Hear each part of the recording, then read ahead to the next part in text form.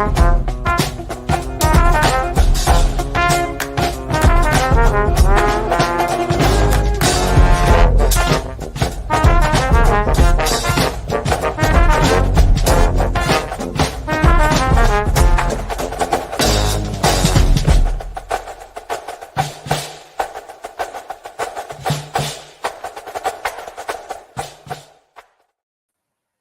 good evening, Denver Bronco Roundup fans, Denver Bronco fans. Welcome to the Denver Bronco Roundup. Thanks for everybody that was hanging out during the long intros. We got everything out to everybody. I'm your host, Keith Brugman. I have the full panel, the OG crew right here in front of you. I got Albert Mile High Dutchy. I got Trevor Salzman. I've got Jody, the Judge Moncrief. Gentlemen, how are you doing? Let's start off with Trevor, man, the newest guy. How you doing, Trevor? Not doing too bad. Just kind of dealing with a little bit of under the weather stuff now because got a little bit of sickness coming around. So just kind of dealing with that, trying to get over that right now. But other than that, great. Just keeping spirits high because why not? Broncos are playoff bound. Why not? Be excited. Already dropping hints to some of our things we'll be talking about. Maybe playoff bound. Certainly winning like Jody Moncrief, man. Always a winner. Coming in here, Jody. How you doing, sir? Doing good. 5-game winning streak. We're playing good. Meaningful football in December. That's what we all wanted. Man, meaningful football, man. I didn't think it was even going to be possible. Honestly, let's rewind about 5-6 games ago, guys, and feel about where we're at and all the bad talk, all the negative hype. Everything about how this team was going in the wrong direction, but always going in the right direction. Albert Mile High Dutchy, how you doing, sir? Woo! Love it, buddy. Bringing it in, man. Bringing it in. It's a very good weekend. Very good week. Even if you, I'm lately I listen to Sirius XM, the NFL channel. Mm-hmm. And they are really starting to respect the Broncos again. We are no longer a laughing matter, and they're really, we are the hottest team right now in the NFL, according to them as well. Yeah, tied for the longest streak in the NFL right now, with a 5-game winning streak, and feeling good, man, feeling good. Like some of our friends that are already coming in because Patrick Wiltsey was number one, first guy in here, man. Aloha to you, Mr. Patrick Wiltsey, man. I'll be honest, guys. I'm a coffee drinker. You always see me drink a little bit of coffee, man. Reached out, got myself a little bit of Lion coffee. Patrick is a guy who works over there, man. I'm telling you, fantastic, man. So, little shameless plug for Lion coffee on the side, man. Appreciate Patrick was the shipper, man. He shipped that out to me, I believe. So, awesome.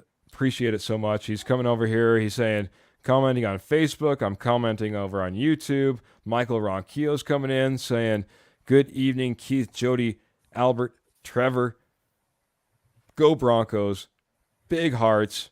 Appreciate you a ton, Michael. Thank you so much for jumping in here. Oh, and hey, now we're getting the alohas going around because Patrick's saying aloha to Michael as well, man. And one right back at you, man. Ernie May's jumping in here, man. Ernie, appreciate you jumping in, saying go Broncos country only. Hello, everybody. Good friend Jeremy jumping in, saying sup, fellas, go Broncos. Appreciate you so much. We'll get into some predictions, but Ernie Mays is already saying 6 in a row. And then Graham's coming in here saying great hats all around, guys. Well, missing the hat tonight, man. I could probably roll one out. I see one right in front of me. I'll get one on maybe here in a second. But yeah, whether it be the Christmas hat that the Dutchie has on or all the Bronco hats we have around, yeah, we're usually representing pretty dang well. So thanks, Graham. Appreciate that very much, man. And we got Kenny from the K&K Sports Show and sometimes guest host over here on the Denver Bronco Roundup, coming in saying, good evening, my cousins, my family, my friends. Keith, you may be in the middle of the mountains in Montana, but it's cold here in Maryland today. Yeah, we've been getting a little bit of a cold streak, and seems like Colorado and Wyoming has been getting the snow streak is what it's been what it's been looking like for you guys. So How about you, Albert? You're in a little bit different area of the country. What's weather been like for you? And then we'll get into the meat of the show. Today, the high for the day was 36 degrees, and we have been below freezing for the most of the weekend. Yeah. And we had about 4 inches of snow.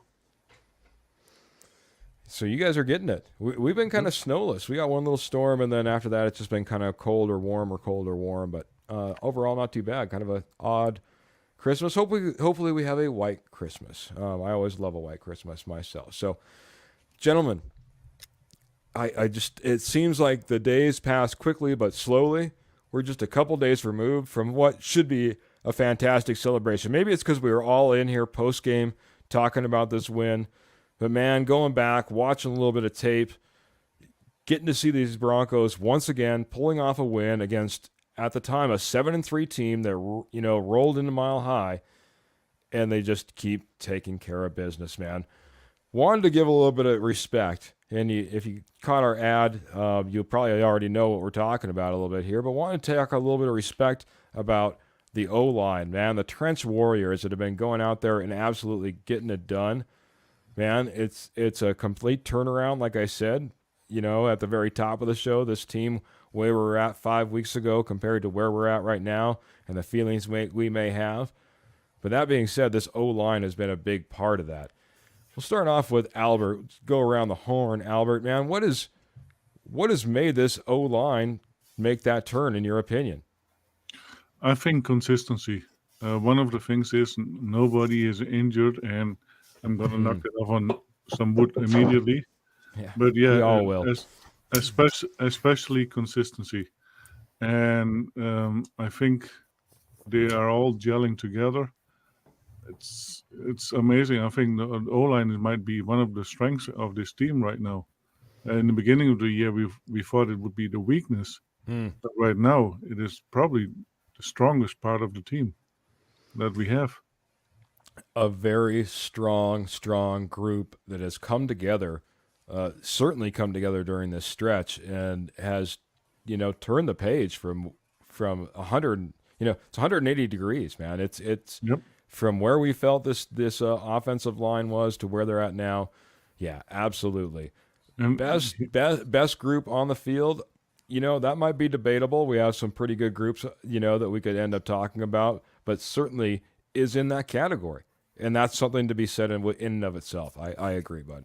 And now we have to start thinking, do we need a contract extension for Bowles? Do we need to set Miners up for a big contract? Because he deserves one. And then, of course, you have Cushenberry, too. It's going to be expensive. Don't bring me down. Don't bring me down, Bruce. Don't bring me down, because right now, hey, we're riding high, but you're absolutely right. We'll run into some contracts. We'll have to figure a lot of things out come the end of the season with salary cap and the like. But as it is right now, we've got a great functioning group that is working well together and could be considered one of the top groups for the Denver Broncos. So before I get to Jody next, just jump in with a few more comments.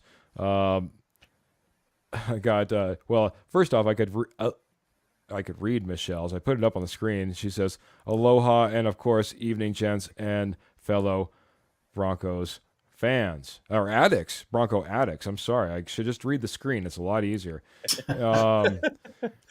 Kenny coming in says, and DVR is the OGs on Tuesdays and simply the best. Why, thank you so much.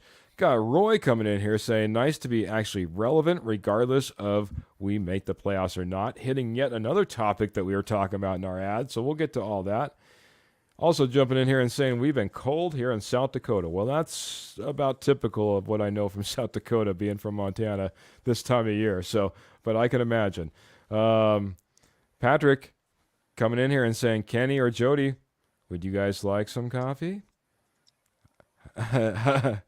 And then jumping in here and also asking, how about P. Ryan lately? And we'll get to that as well. That's been one of the guys that's been running behind this line. And last but not least, I want to say, well, maybe two more. Got to say hi to Pearl, because Pearl just jumped in here and say, hello, Pearl. Thank you so much for joining us. One of our fantastic supporters. And Ernie Mays, if I didn't say it to you, fantastic supporter as well, but saying Garrett Bowles, awesome. All 11 are all awesome. So, Jody, man, this offensive line starting to gel, coming together, looking good on whether it be run or pass even sometimes. So, what do you think, man? What has it been that has actually made this offensive line turn the corner, be one of the best groups for the Denver Broncos? They've been healthy all year.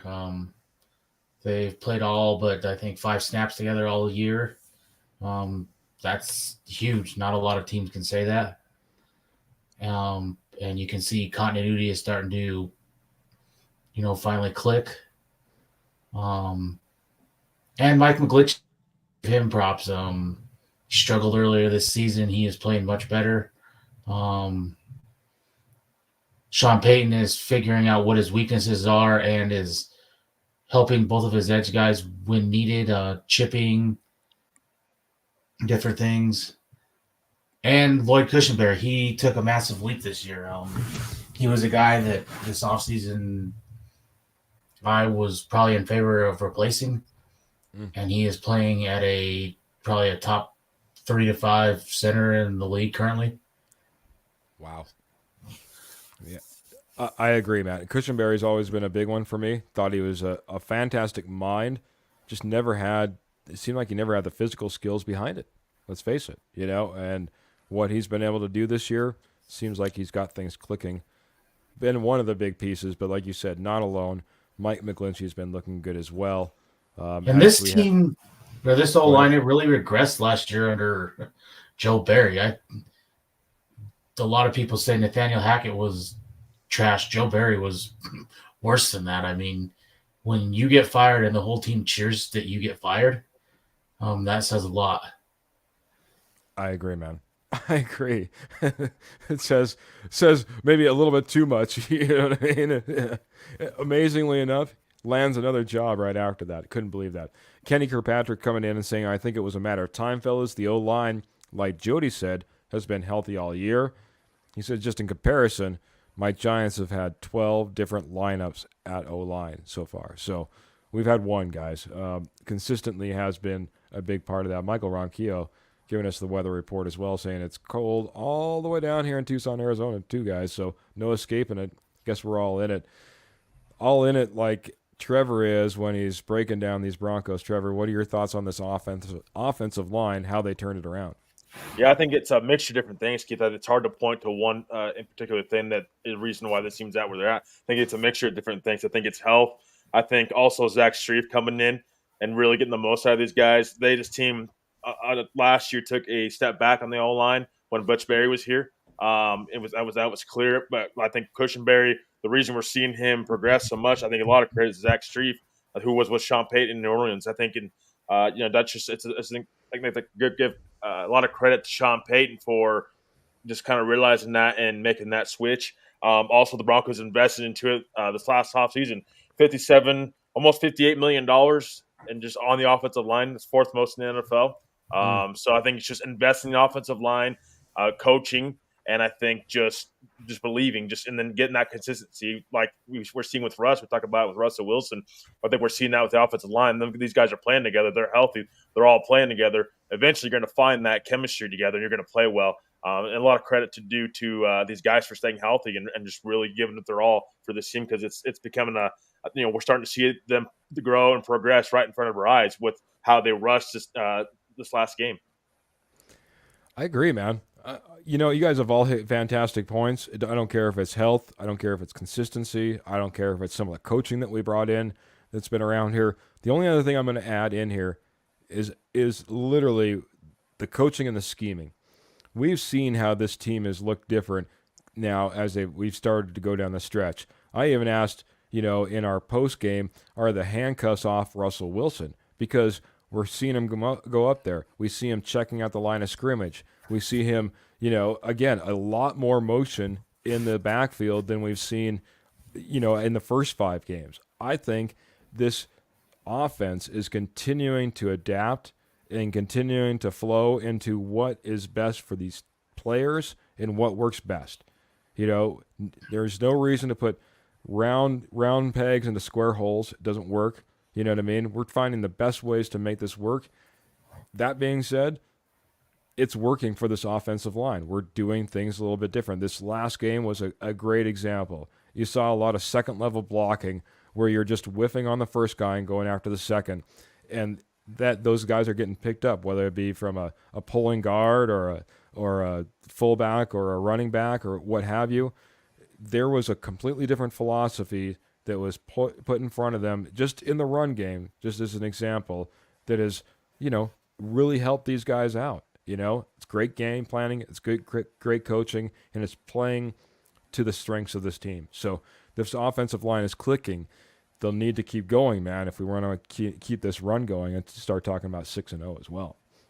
I want to get into the chat real quick. These guys are going to get me. Once upon a time, I thought I was going to be a Weather Channel guy, and I was going to be up there telling everybody the weather. That was going to be I was going to be a meteorologist. So they're tempting me here. I got Patrick Wiltsey letting me know that it's only 76 degrees in Honolulu today. Ernie Mays only 68 degrees in San Diego. So, and not to be, unmentioned, Albert and Michelle coming in saying 30 degrees in Missouri. So appreciate it. I'm getting the whole weather blitz. Getting a good idea of where that low pressure system is, maybe where the jet streams. No, I'm just like, I digress. Guys, this Denver Broncos offensive line has been a key piece, as Albert has said. We've had some decent performances when it has come to our wide receivers. Our running back has certainly been by committee from week to week and seeing how this gets done, though I feel that might be changing here in the near future. That being said, this offensive line has been getting it done well, man. And I just wanted to give them props. I wanted to make sure that, that they knew that they were appreciated. So I don't think any of them are necessarily listening. With that being said, man, hats off. Way to turn it around. Way to keep at it more than anything. It was, continuing to do what you need to do, continuing to be coached, continuing to go out there and work all week at practice so that when you hit that football field on Sunday, you're working on it as a unit. And more than any other unit when it comes to a football team, the offensive line needs to work as a unit. So, I was going to say, any other thoughts? And Trevor, go right at jump in. We'll go around the horn that way. Go to Jody next. Yes, I was going to say. So this again on Sunday, we just seen this team rush, and it kind of seemed like they were rushing with ease. And 169 rushing yards. If I'm not mistaken, that's the most we've rushed all year. Here's my thing. We ran the ball so efficiently, and then that set up the pass. So that, to me, that's just key, I think, going forward, is if you can put up those amount of rushing yards and we can get that production up front, then that's going to set up Russell Wilson for more success, because that opens up the passing game even more, especially when he rolls out and gets outside the pocket. It opens up so much more when you're running the ball efficiently. So I think that's critical going forward for this team. Is we've got to run the ball, balance attack, of course, but run the ball efficiently, and that makes teams adjust real quickly, and then that helps Russell Wilson. And I think that's another reason why you've seen the passing game succeed so much on Sunday. I agree, but I also will say I think they took their strikes early and often in the passing game and didn't rely on that rushing game. The rushing game, though, was so good when it was needed that it kept them honest. Jody, your final thoughts on this O-line discussion here, buddy? Just stay healthy. That's, to me, the big thing. Like Kenny said, his Giants, 12 different lineups. You can't win like that. Backups in there don't know what their assignments are, different things. When other players are knowing what you're thinking before you do it, call it or whatever, that's when you know things are clicking well. You can see it even with running backs in the backfield picking up blitzes. I got this guy's coming, I'm getting here. Russ only 1 sack last week, and it was late in the game on kind of a rollout, kind of looked like a, blown up play kind of. It's starting to come together, and that's the good thing. We haven't clicked on all cylinders yet, and we don't need to. I want it clicking on full cylinders when we make the playoffs, when the playoffs start. Jody looking ahead to that playoff run. Final thoughts, Albert, on this O-line discussion? Keep them healthy, keep them working together, and they could be one of the best in the league by the end of the season. Well said, buddy. Well said. Keith, Before we move forward, how long do you like? What's the window for this offensive line? They're clicking now, but here's the thing: we have Lloyd Cushenberry coming up for a new contract at the end of the offseason, coming up to this next offseason. What's the window of this offensive line? Like what? Obviously, this year, rest of the season, if they can stay healthy, but moving forward, what's their window? Because I don't know if Denver's going to pay Lloyd Cushenberry. Now, I think you should, but I don't know what their cap situation looks like right now either. So I was just wondering what's the window of this offensive line going forward because of Cushenberry's contract coming up, and then you have Miners the year after that. Yeah, Michael Ronquillo just coming in here and says that he would pay right guard Quinn Miners a 4-year, $80 million, $30 million guaranteed, just to kind of give some basis. I haven't looked at salary cap, how all the numbers work. This is how I would build my team. Trenches out. Trenches out. You've already invested. Why would you go ahead and say, I'm going to invest $57, $58 million into two pieces, and then I'm going to cheap out on the center? Yeah. You know, that makes no sense to me. If you're investing in your offensive line, invest in your offensive line. If you're going all wide receivers and you're paying big money for wide receivers, then fine, go get that extra big wide receiver. You know, make that the threat of your team. But don't go half in, half out. I almost said a bad word there. Don't go half in and half out. That would be my thing. I want to get to Roger in here, though, too. He brings up a good question. He says, why do you think we don't utilize the tight end position besides blocking? Do we have a reliable tight end on the roster? Now, you know, in our pregame, I think it was that I was talking about, I was saying that, you know, I'm not sure, and I want to get Albert and Jody's thoughts on this, because I'm not sure when Greg Dulcich comes back, or if he comes back, if he should be relied on to be that tight end that we all hoped he would be. My thought is we start investing in trying to do more without Adam Troutman, as it was Adam Troutman goes out there and catches a touchdown this last game for us. You know, not that I'm saying I'm all wise or all knowing. I'm just saying I think that's the direction we should go, or, you know, put our bet on, you know what I mean? Because I'm just a little bit worried in what Greg Dulcich can or can't do. So, Albert, why don't I go to you first, and I want to get Jody's thoughts on this as well. Greg Dulcich, man, is he that guy that Rodgers asking for? Does it need to be somebody else on this roster? What are your thoughts? How do we get production out of the tight end from a more than just a blocking position? I think when Dulcich is healthy, he is that threat that we need, and I think that is what they're working on. They put him back into play way too quick. 2 hamstring injuries. I think they need to get it healed up properly, and then let him start playing. And I think just before the end of the season, we might see him come back in. And they already got a new kid. I don't even know his name, but he looked pretty decent too. Kiss, something like that. Kroll. Something like that. And so he looked pretty decent as well. So we don't know. Troutman, the answer? I don't think so. Okay. He's good in the blocking scheme, but overall, yeah, not sold on him. Jeremy's coming in saying Troutman came up clutch the last couple of games. Kenny Kirkpatrick coming in saying Troutman might have graduated from grammar school to high school with that catch. Now he needs to get to college and the pros. Jody, pose it right back over to you. Is it Dulcich? Is it Troutman? Is it just not on this roster? Is it someone deeper on the depth chart like the Dutchie was talking about? What's the solution to having a receiving tight end on this roster for this team? For this year, I think it's hope and pray that Dulcich comes back. I think that's an X factor for this team. But if he doesn't, you've pretty much played all year without him and have figured out ways of making that happen. So I don't know that it's an X. It's huge if it happens. If it doesn't, it's not a big loss.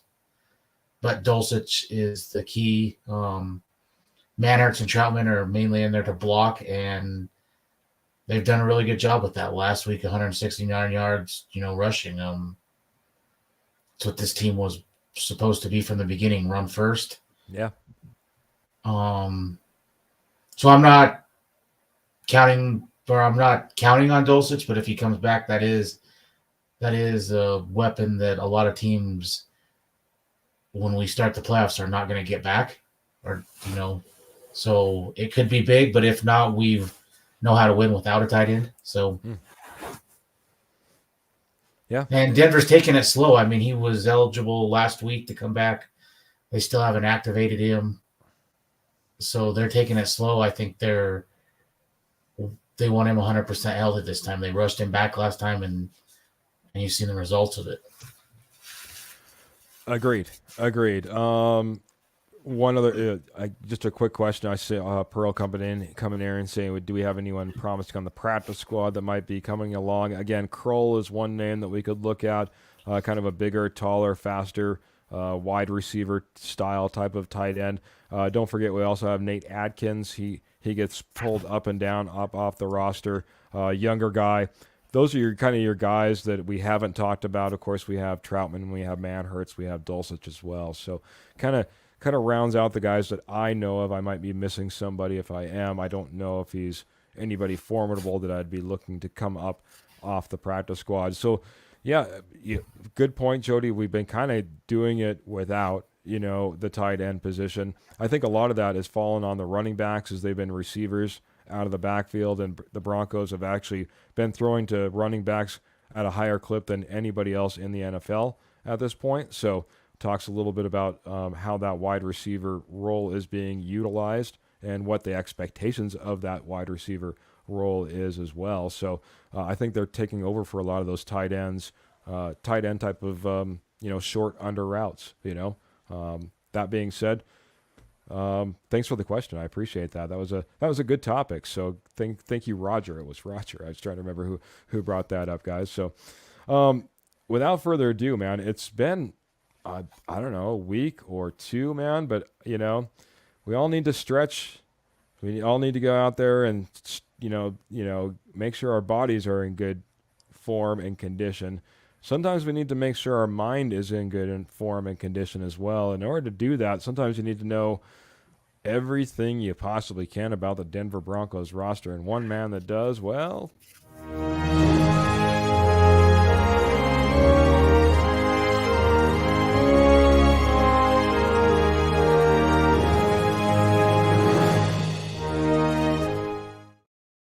right, ladies and gentlemen, Nopper's Knowledge. It's that time of the show where you get to jump in here, see if you can stretch your Broncos roster IQ. Albert's going to go ahead and he's going to give us clues on one particular guy who's on the roster this year, current year. He's going to start giving us clues. They usually start off a little bit harder, make it a little bit easier at the end. Try to do this somewhat rapid fire. I might take a back seat because last time I jumped it right out the gate and pretty much ruined Nopper's Knowledge. But that being said, get ready, everybody. I'll let the comments roll, and we'll see if anybody can pick this up.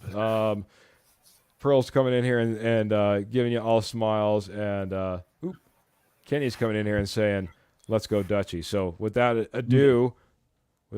further ado, Dutchie. Okay, born on February 12th, 1997, and to make it easy for you, Keith, he's 26, in Beaumont, Texas. He is 5'10" and 202 pounds. 5'10". 5'10", 202 pounds. All right, I'm going to let that marinate for a second because I already maybe have a little bit of a guess, but anybody want to throw any guesses out there, Jody or Trevor, or anybody in the chat? 26-year-old, 5'10", 210 pounds, going once. Going twice. All right, keep it going, buddy. Okay, his arm length is 5 feet 10 inches and a quarter. The 40-yard dash is 4:57, and he went to Central Beaumont, Texas high school, and the college was Texas. Kenny's coming in with Jaquan McMillian. Nope. Okay.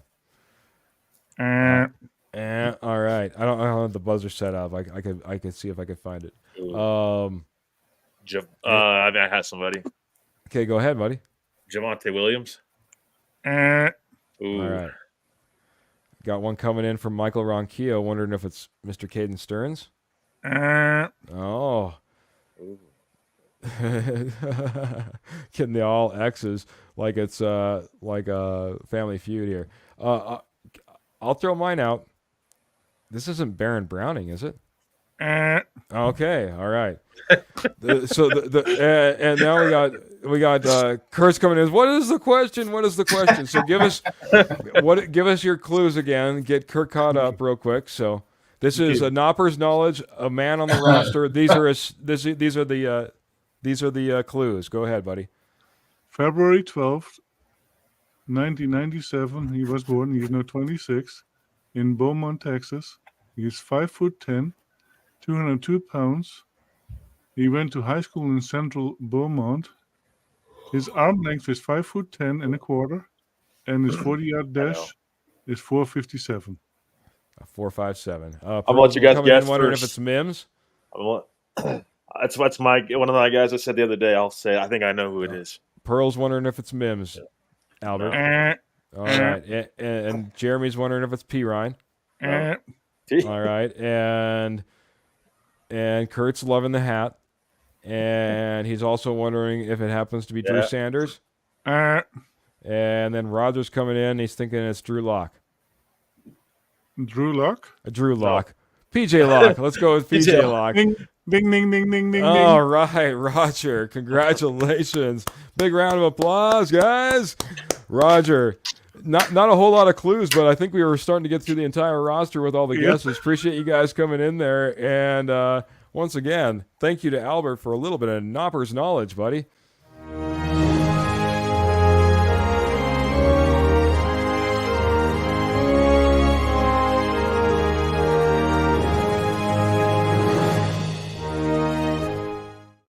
I just officially failed the class, as I call them, Drew Lock rather than PJ Lock. Back of the classroom I go, man. Maybe with the dunce cap on. How dare you mention his name? No, just kidding. Wait now. This ain't Seattle's podcast. Come on. Jeez, all right.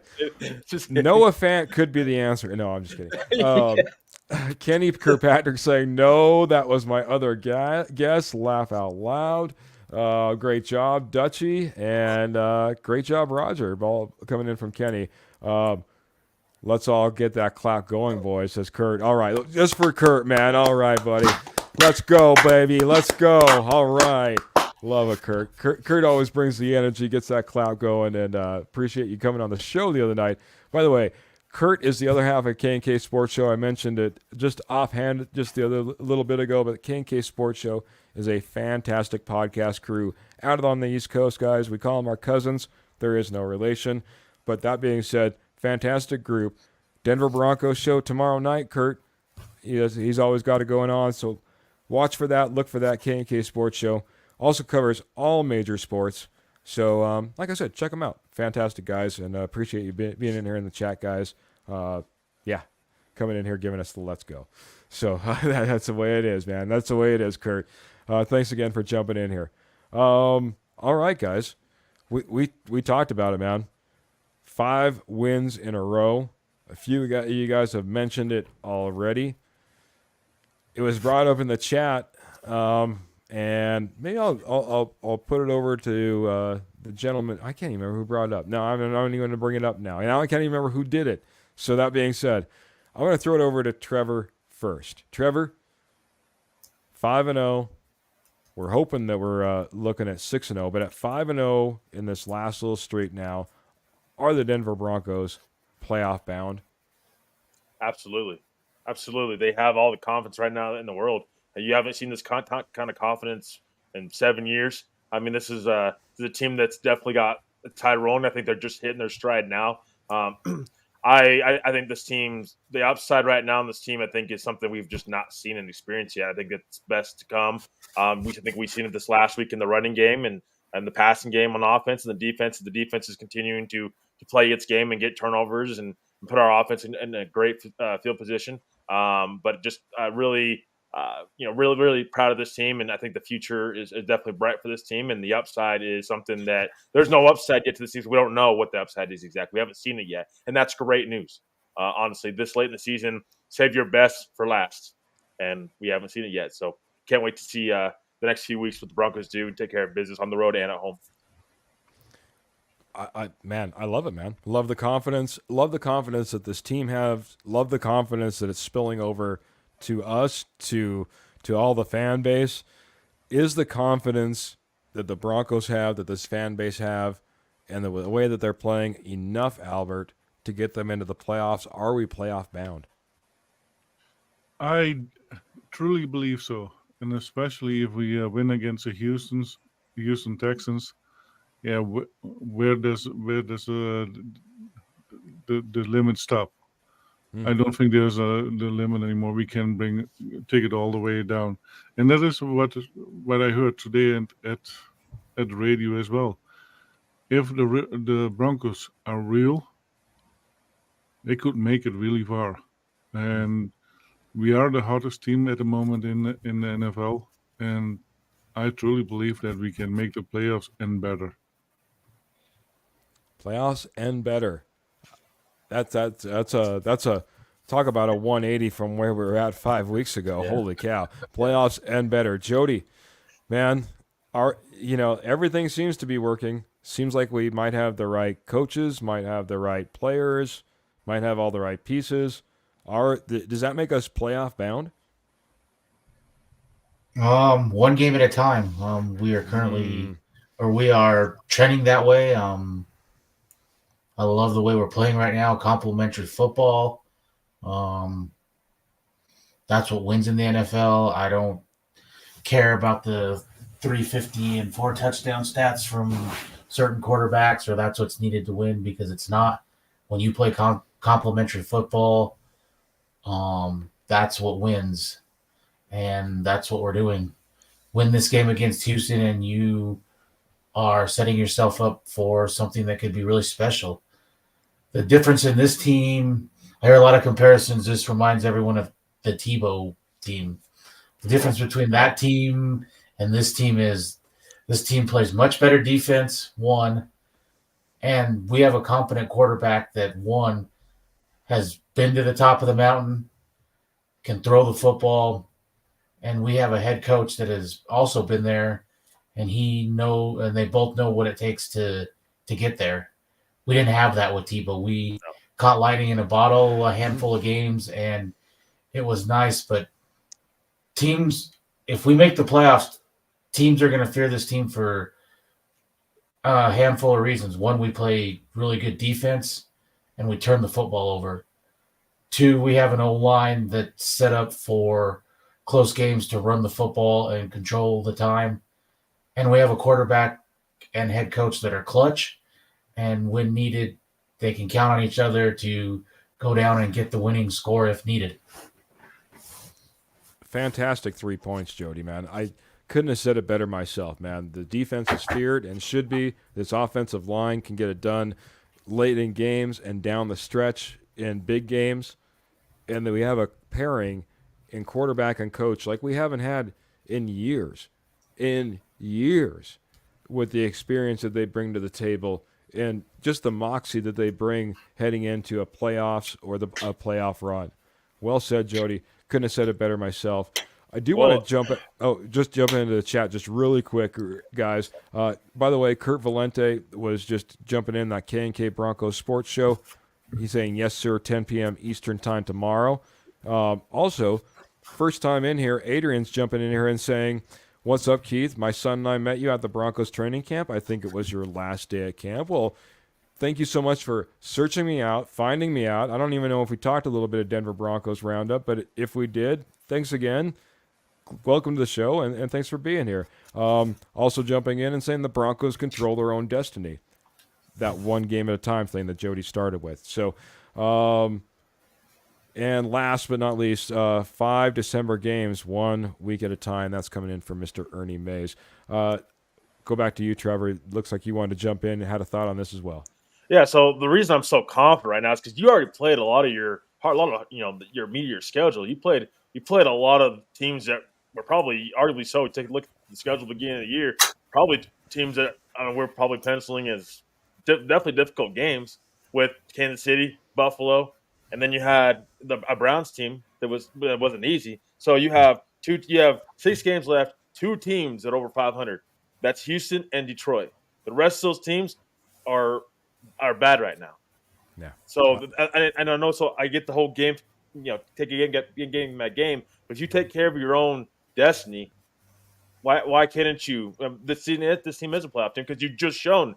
You just played Kansas City. You just played a Buffalo Bills team on the road. You just shown what you can do against, and you're arguably so. This probably wasn't even this team's best football. You haven't even seen their upside yet, and you still managed to beat those teams. So you have 4 games right there that are teams that are just not good right now. That's why I'm so confident that this team is a playoff team if they can control their own destiny and can take care of business themselves without watching any other team and what they're doing. Just worrying about what they need to do and take care of business. There's no reason for it. All right. Well, I'm gonna be the Debbie Downer on this segment just a little bit, guys, because I'm not gonna say they're playoff bound quite yet, and the reason being is I did just a little bit of research, guys, and if you look at some of the teams that are in front of us right now, the Cleveland Browns happen to be one of those teams that are in front of us. The Texans happen to be in front of us. The Steelers happen to be in front of us, and then you look at their strength of schedule going down the stretch. If they take care of business, they should be able to be in the playoffs as well. It's going to take some stumbling from some teams. One of the teams that I called at the very beginning of the year, it looks like I might be predicting, properly, that there's always at least 2 teams that miss the playoffs every single year. I picked one on each side. I picked one team in the AFC. I picked the Buffalo Bills. The Buffalo Bills are a team that I could see maybe stumbling them way completely out of the playoffs. But that being said, the Browns, the Texans, the Steelers, those teams that are right in front of us, they have opportunity to make the playoffs as well. You guys mentioned it. It's one game at a time. It's not worrying about what those other teams are doing. It's taking care of business. But I wouldn't necessarily call them playoff bound. This win versus the Texans, which is what we're going to be talking about next, guys, is what's going to be a necessary piece to that happening. A big necessary piece. So that being said, guys, let's start talking about a little bit of, wrap this up. We got about 10 minutes or so that we can talk about a little bit of Texans, Broncos, as the Broncos take off. This is the game. I gave out bad information. They moved this game up to an 11 o'clock start game, guys, so make sure you're ready for that. They moved this game up. It's going to start a little bit earlier than normal. Heading off to, like I said, down to Houston, take on the Texans. This Texans team has came on strong behind a new head coach, a new rookie quarterback, and a lot of different new personnel from almost top to bottom for that matter. So I'll start off with Jody, man. Jody, 6-5 Houston Texans, also no joke. Probably got rookie of the year quarterback in the quarterback and CJ Stroud playing for them right now. How do the Denver Broncos go in there and continue the streak, go to 6-0 versus these Houston Texans? I think really it's 3 things. Run the football like you did last week. Get pressure on CJ Stroud, make him make bad decisions. And 3, continue what people say is some point's going to stop to win the turnover battle. We are now 5 games. I think that's enough of a sample size to say that it's not a fluke. I've seen maybe 1 or 2 fumbles that bad bounce here, whatever. But Denver's making plays, ripping balls out, punching balls out, interceptions, They're making plays. It's not bad handoffs and it's a fumble or whatever. Denver's making plays. So I think that continues. That's the way that this, and don't turn the ball over. Turnovers. One Yeah. bad fumble from Russ last week. Other than that, we're not turning the football over. Yeah, and I wouldn't even say a bad fumble by Russ. You mentioned it in our post-game show. They made a play. Not necessarily a bad fumble. It was a great punch-out. It was just a bad timing for a fumble. But I understand where you're coming from, bud. Yeah, we need to continue to do a lot of things we've already been doing. Running the ball has been one of them. Being one of those great defenses has been one of them. Taking control. So head over to Trevor, man. What's your thoughts? How do we take a home win versus the Houston Texans? Yeah, you got to, first of all, on defense, you're going to have to, again, win the turnover battle. I think, create turnovers. This is a Houston Texans team. While they're such a great story, they are still a team that's learning how to win. And you have a rookie quarterback, he's going to make mistakes. This last game, Jacksonville got all over CJ Stroud, and it affected him. So you're going to have to bring the rush when it comes to him. Can't not just let him sit back in the pocket and get comfortable and throw, because he will. He'll get the biggest thing you can do. Again, get pressure on him, but give him confidence and let him just have a feast on you all day, which I don't think is going to happen. But because of Denver's, their pass rushers. But then I think offensively, just stick to your guns. Have a balanced attack. Figure out early on in the game what's going to work and what's not going to work. Because we haven't faced Houston at all this year, so we don't know one bit. How they're going to adjust to us. But I would say just bounce tack. Run the football well. Continue to need the offensive line to step up and be huge, because again, a lot of your games are won up front. So they're going to have to win their matchups, and you're going to have to really put this Houston Texans team down early, because you are on the road, and and we've been better on the road this year, but you're definitely going to have to knock them when they're down. Agreed, man. I think this is going to be, a big test, a bigger test than a lot of people thought. Of course, I said that about the Cleveland Browns, and it felt like we kind of handled that game, the best that we've ever handled a football game in a very long time. But that being said, I think that's going to be a big test, and we'll have to, again, focus on all those points that have got us across the finish line. Running the ball is, I think, going to be a big part, as you mentioned, but I might have a little bit different take on it. Graham came in a little bit earlier saying that CJ Stroud is the real deal. He's also jumping up on the screen right now saying also Tank Dell. Wanted to go back really quick before I got to you, Albert, and just go through a couple of comments. Kenny's coming in saying Jerry Jeudy has his breakout 23 season game. That's my bold prediction. Around 100 yards and 2 TDs, because I really think Ryan is going to try and shut down Sutton. Pearl's coming in and saying, I'm not a big fan of Jerry Jeudy, but I pray that you're right. So our good friend Clayton coming in here and saying, hey, guys, smash that like button and share, guys, and big thumbs up. And, we don't promote enough, but we appreciate it very much. Please like, share, subscribe, do all those things that help out, guys like us, continue to put out great podcasts for you. Great people like you guys. So appreciate it very much, Clayton. Very, very much. I'll jump back over to Albert real quick, man. Your thoughts on how the Denver Broncos, again, take down the Texans, keep this a-rolling. When we get on here talking about 6-0, what's the plan of attack, bud? Score quick and fast. In the first quarter, you have to score and see if he can stay ahead. And in the second half, change up the offense and do something completely different, because we have not been able to score a lot in the third quarter.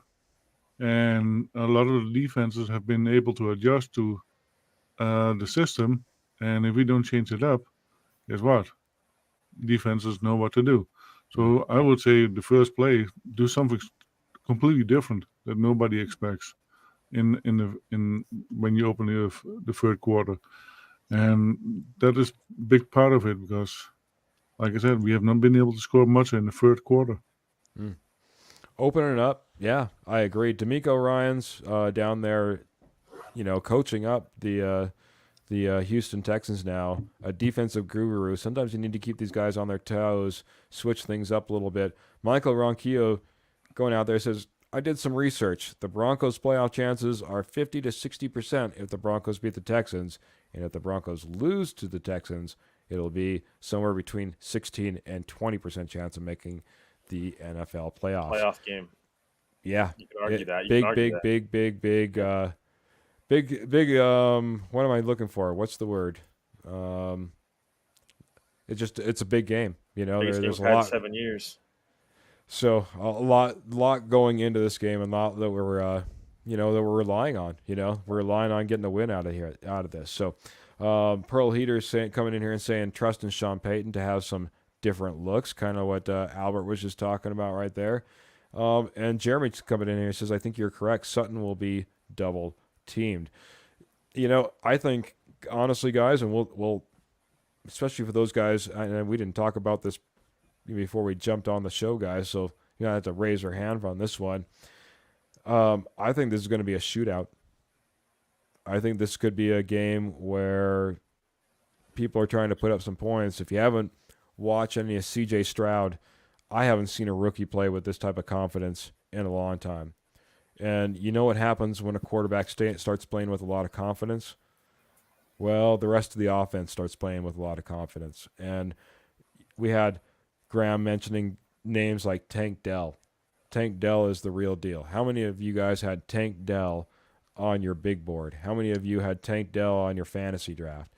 I'm telling you, here's a guy that's putting up stats, and it's because of the confidence that CJ Stroud is presenting out there.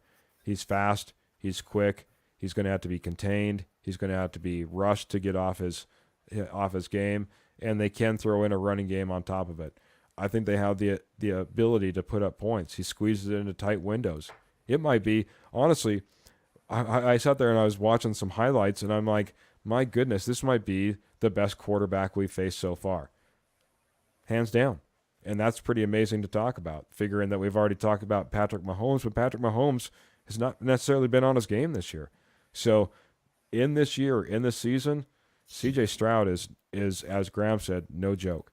So I think we're going to have to put up some points. And as Albert says, I think we need to strike early. We need to strike often. We have to be able to put up points in the third quarter. I think it's going to be a big scoring game. And might need that 2 touchdowns from Jerry Jeudy, as Kenny was mentioning it earlier. So, Trevor, I know that you're probably going to be able to do a pregame on Friday night. Yep. Albert and Jody typically aren't able to make it. Is that also true, guys? Typically, yes. All right. The reason I'm asking is if you don't think you'll be able to make it Friday, as we're getting to the end of our show here, maybe we'll get a score prediction from you two. Like I said, we had some score predictions that came in early. Got Roger coming in here already putting up his score prediction. I'll get the other one. Anybody else that wants to put their score prediction in now, they can. Again, we'll have that Friday pregame show. Albert, Jody, raise your hand and say, I want to give my score prediction if you don't think you'll be here on Friday. All right, Albert, go ahead, buddy. I predict it's going to be a hard-fought win, but Broncos will win 27-24. 27-24. Nail biter of a win, buddy. You got me it's all stubbed up to my cuticles in a 27-24 win, man. Keep the 6-0, keep the wins rolling, go 6-0, man. That would be fantastic, man. And pretty good scoring game. Though the Broncos, I was looking back in this 5-0 run, only one time have they scored under 20 points, and it was 19 points. So they have been putting up points. Jody, do they continue to put up points down in Houston? Do they get the win? How does this shake out, buddy? Yeah. Yes to both. I think 31-21 Denver. Love it, man. Love it. I do like that you guys are acknowledging that this Houston Texans team is formidable. They can put up points. And even though this Denver Broncos defense has been holding teams fairly low, some fairly high predictions as far as points put up on the board against this Denver Broncos team. Nonetheless, man, getting a win in the end. Appreciate that, guys. I was looking for that score. It was Ernie Mays who came in really, really early. He's coming in with a Broncos 27-11 prediction. Love that, man. I love that 11 score, too, just because how do you get to 11? That's always fun. you had to get that 2 points somehow in there. Yeah, 3 field goals and then safety. That's the 2 points that I said. Yeah, that's what I said. You need 2 points in there somehow, or a 2-point conversion or something. Clayton's coming in here saying 28-14 us, baby. I'm loving that. I got Roger. That was the one I noticed right off the bat. He's saying control the clock, run the ball, keep the chains moving. 24-20 Broncos. Thank you for another great show. Thank you, Roger. Appreciate you jumping in here, being part of the chat as well. Looking for more. We got Michael Ronquillo. Michael Ronquillo's coming in here. Broncos 27, Texans 20. A lot of these predictions coming in right around that scoring line. Kenny's coming in. He's got big points for the Broncos, going over the 30 mark. 30 points for the Broncos. Texans 22. Got to go strange score after last week. Love it, buddy. And he's coming in here, and he's saying defensive TD in the game for my guy PS2. So I like that as well.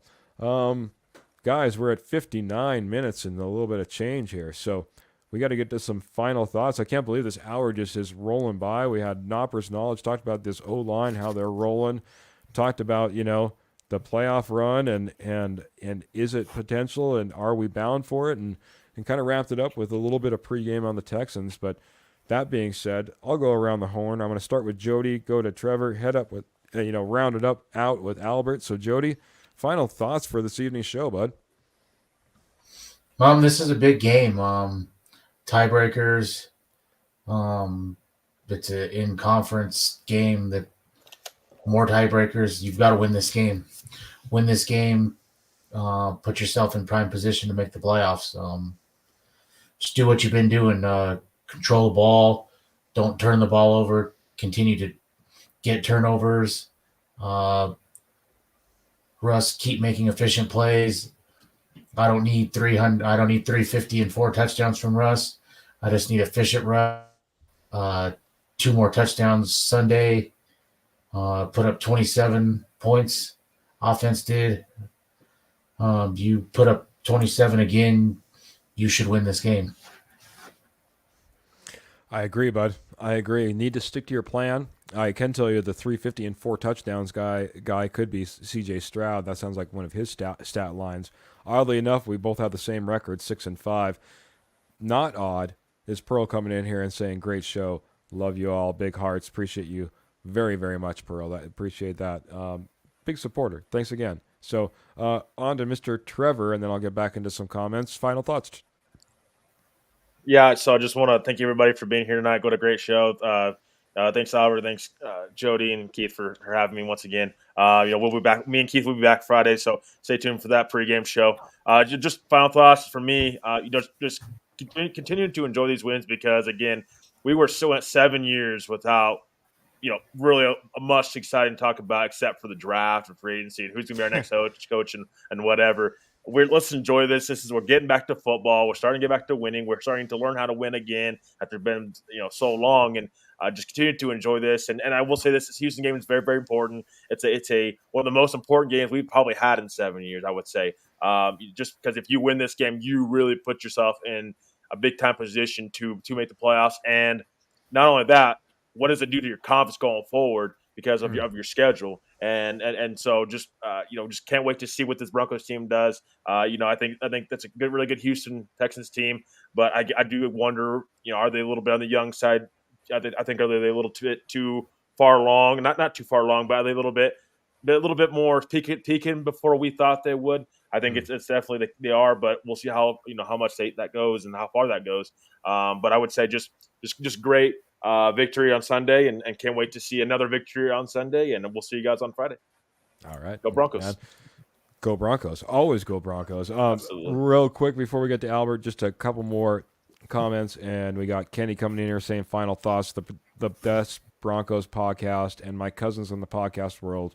Much love always, and thank you for the amazing job you all do each week. Thank you, Kenny, man. Those are super, super kind words in this Thanksgiving type of time of year. So I appreciate you guys. Jeremy's coming in here and saying, thanks, guys. Thank you, Jeremy. Appreciate seeing you in here as of recently on the regulars. It's nice seeing you, bud.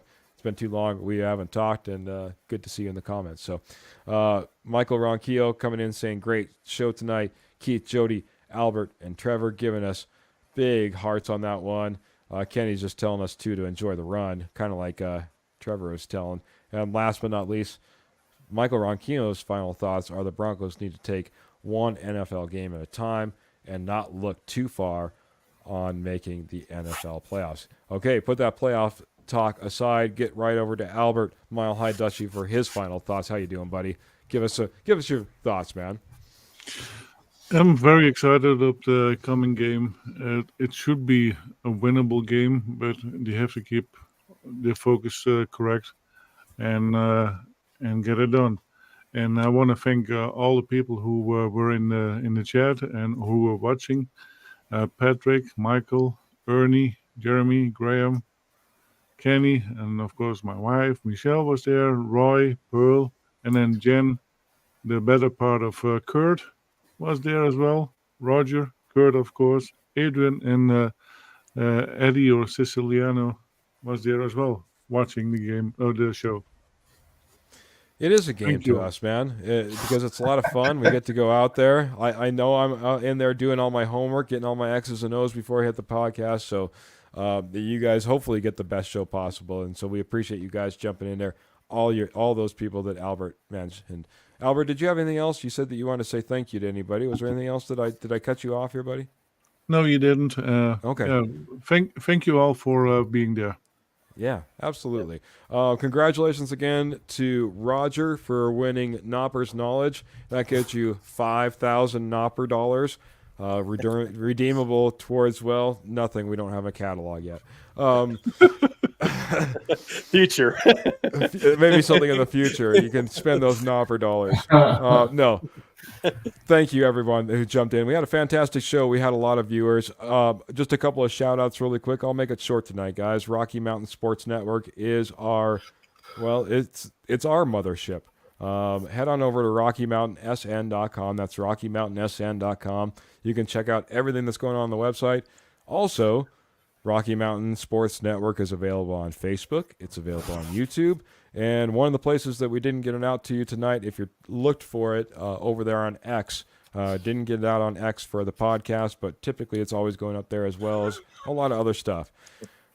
Another thing, guys, Willow Seasonings and Blends. Willow Seasonings and Blends is our fantastic sponsor. Willow Seasonings is a Colorado-owned, Denver Bronco loving, veteran-owned spices and sauces company with amazing products that you need to all go out there and not only get for yourself, but maybe you have a barbecue lover, a barbecue fan, that guy who stands around the barbecue, that gal that's sitting around the pit, always tending over everything. I guarantee they're always looking for fantastic sauces, fantastic spices, and amazing rubs, and Willow Seasonings is where you can get it. Head on over to willowseasonings.com. That's willowseasonings.com. I'm even going to throw it up here on the screen.